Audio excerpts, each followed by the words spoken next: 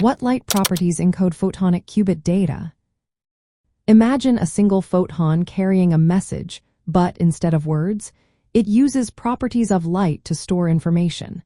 That's the core idea behind photonic qubits in quantum computing. These tiny particles of light can encode quantum data in several fascinating ways. The first property used is polarization. Think of polarization as the direction in which the electric field of the photon vibrates. If it vibrates horizontally, it might representing a 0, and if it vibrates vertically, it could be a 1. But it gets more interesting because photons can be in a superposition, meaning they can be both horizontal and vertical at the same time, creating a blend of states. This superposition is what makes quantum computing so powerful. Another way to encode data is through the path or rail method. Picture a photon traveling along one of two different optical fibers or paths. If it's in path A, it could be a 0, and in path B, a 1. When the photon is in a superposition, it's traveling along both paths simultaneously. This method is very useful for building complex quantum circuits.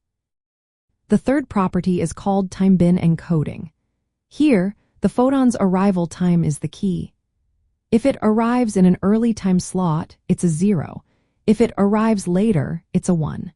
This approach is especially good for sending quantum information over long distances because it's less affected by noise and disturbances in the communication channel. Frequency encoding is another method, where different colors or wavelengths of light stand for different qubit states. For example, a photon with a red wavelength might be a 0, and a blue wavelength might be a 1. This method allows multiple qubits to be multiplexed over the same fiber, making it scalable for larger systems.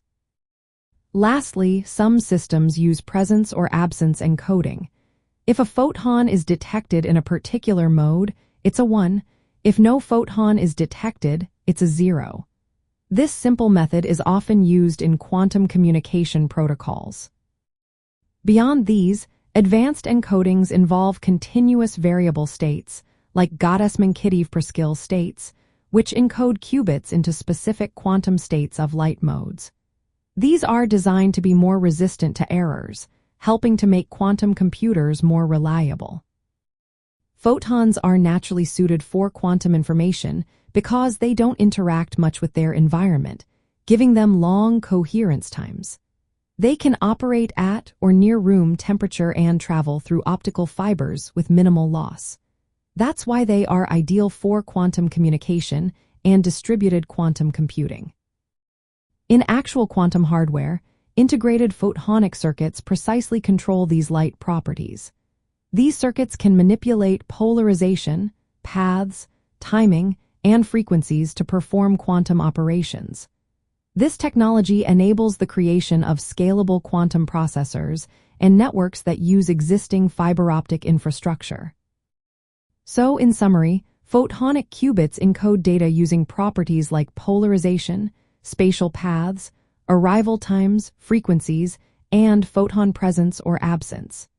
Each method offers unique advantages, making photons a versatile and promising platform for future quantum technologies.